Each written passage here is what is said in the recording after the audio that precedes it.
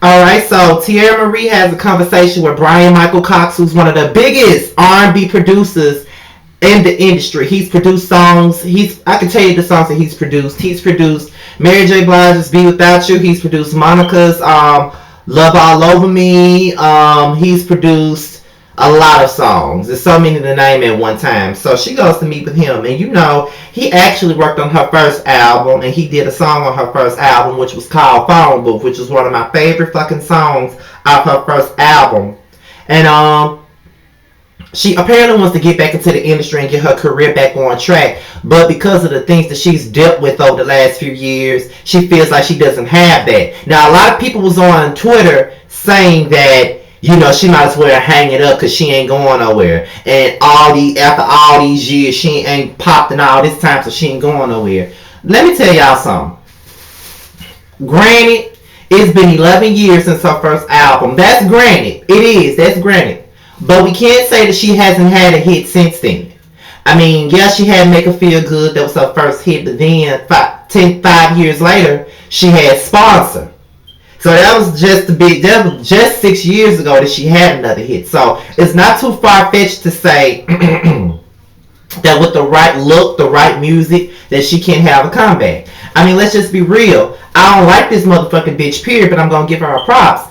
Tamar, who came from her first album, Not Selling Shit, in 2000, but came back 13 years later with Love and War and sold a great bit, and here we are. We can't get rid of this bitch. So if a muffin-faced bitch like Tamar can do it, I'm sure Tierra can do it, especially since she got a bigger platform, because VH1 has way more viewers than WeTV and have more of a following than WeTV. So she can do it if she wants to. She just got to clean up her act. She got to put out the right music. And that's all it is, because everybody knows that I'm a big fan of K. Michelle. And before she even got on Love and Hip Hop, a lot of people thought that she wasn't going to make it. She would never drop an album. She would never do nothing. But when she got on this show, people liked her for her personality. They liked her music that she constantly kept putting out. And you got to take your vehicle and do something with it. And that's the problem that I've had with Tierra. Like, she hasn't really taken advantage of the vehicle. Like, I want to see her in the fucking studio doing some music and putting that shit out while the show was going on. I mean, if Shonda can put out some motherfucking music before you, something wrong with that. So, B Cox really gave her the real with that conversation, honestly.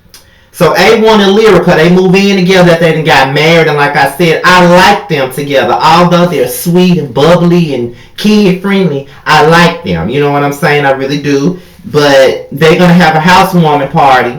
But instead of it being a housewarming party, it's gonna be like a wedding reception, because they're gonna let everybody know at the housewarming party. This weather changing, y'all. Not feeling my best. They're gonna let everybody know at the housewarming that they didn't got married.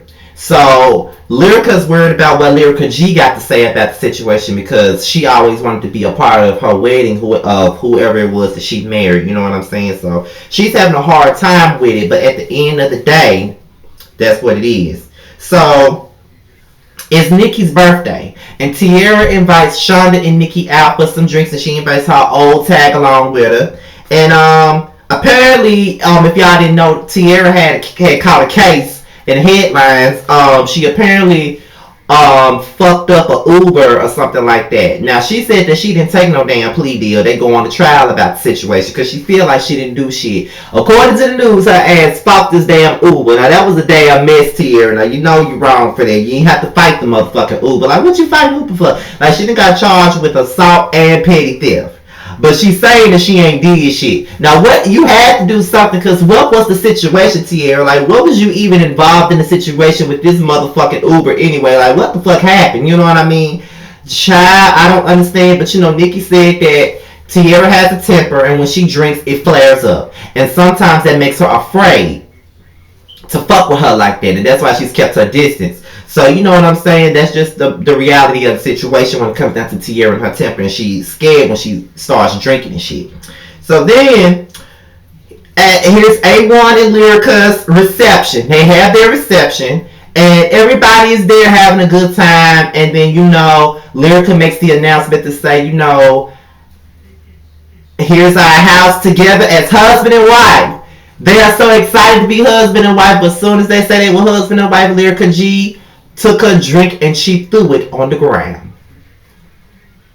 I already knew that bitch was gonna be the one to start the motherfucking drama. See, this is why she didn't want you to be a part. Then you want to blame A1 for it. No, bitch, it's not A1 fault. It's yours because you was the main one blowing up spots every time they try to get you and Pam to get together. You blowing up spots. I mean, both of y'all blowing up spots, but you push Pam into blowing up spots with your ass. You know what I'm saying? Like, you always got something slick to say. You always got something smart to say. You know what I'm saying, bitch? Like, a lot of this shit is your motherfucking fault. And you want to be mad at A1, it's not his fault. It's definitely not his fault. So I just want you to sit down somewhere and just get over yourself, because Lyrica is a grown ass woman, and if she wants to get married to this man, let her do so. It's her business. You know what I'm saying? But at the end of it all, bitch, you wrong. You are definitely wrong for that, and you are definitely wrong for how you acted. And then, you know, like Pam said, I'm just as surprised as your motherfucking ass is. Like, why the fuck you so upset? I'm just as surprised as you. You can't tell me how to feel. You can't tell. Ain't nobody trying to tell you how to feel. But at the same time, this is the reason why this motherfucker didn't want to tell your ass anyway. This is why they decide to run off and get married and elope, because you don't know how to fucking act.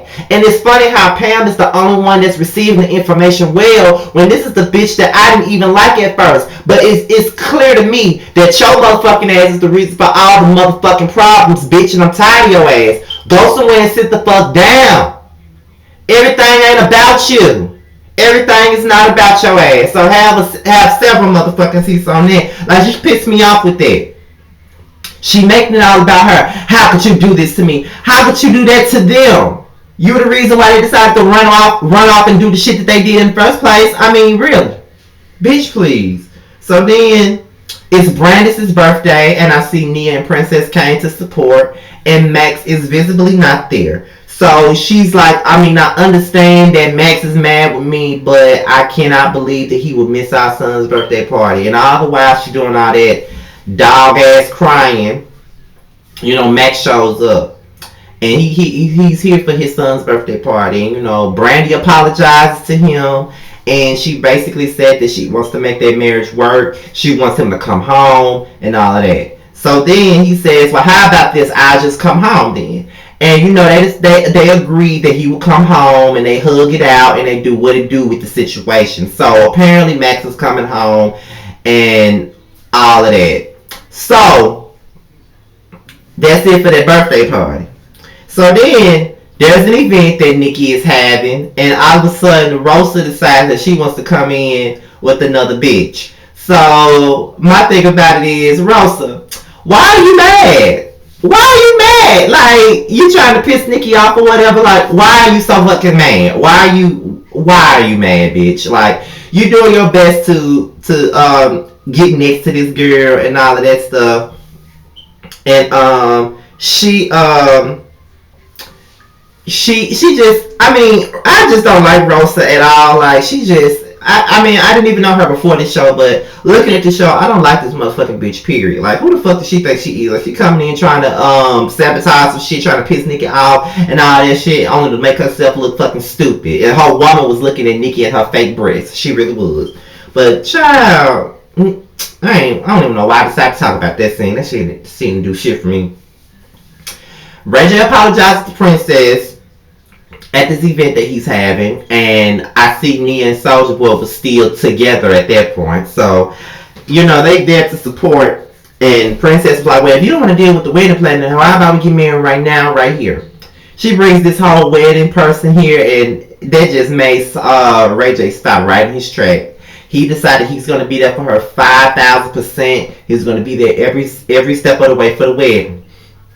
But, truth be told, that Ray J already done cheated on Princess and they ain't been married that long. But okay. In my candy voice. Okay. So then, Lyrica G comes over to A1 and Lyrica's house. And she wants to come over there to get her dogs. A1 said the dogs ain't there. So then she wants to go through the house. And she was like, I just want to go get my dog. So A1 was like, well, here's one thing you can get. So he gives her a picture of them getting married. And she slams it on the floor and smashes it. And then he was like, there'll be plenty more pictures where they coming from. Why are you taunting me with this? You need to be taunted, bitch. Even though it was childish as hell for him to do that to her, at the end of the day, bitch, you deserve everything you get because you ain't been nothing but a wild wildebeest, bitch. All you been doing is stirring up drama and blowing up spots. I'm getting tired of Lyrica G. But that's really all I had to say, y'all. This episode really wasn't all that. That's why I got through this shit in about 10 minutes. And this video is late. I went on my second date yesterday, y'all, so I was very consumed with that. Tuesday, I think yesterday was Tuesday. I was supposed to put a video out Tuesday, yeah, which was yesterday, but I spent most of my day with my bae, if you want to say that, and we stayed out all day. And when I got home last night, I watched the show again, and I watched Bad Girls Club because I'm going to review Bad Girls Club as well. So I was going to do both videos last night, and I was taking notes and fell asleep. Next thing you know, I woke up at like 5 in the morning, and I realized I was still in the clothes that I had on all day. So I really was tired then. So I said, well, let me get up and do this video before work. And when I get off of work, I'm going to do my Empire video and my Bad Girls Club video. I do Empire if it's worth something. Let me just say that. But I'm damn sure going to do Bad Girls Club. This shit is damn good this season. But I'm out of here, y'all. Let me get ready to take my shower and get ready for work. And I'm out of here, y'all. Peace. We need to do something about Baby Shaka Khan for real.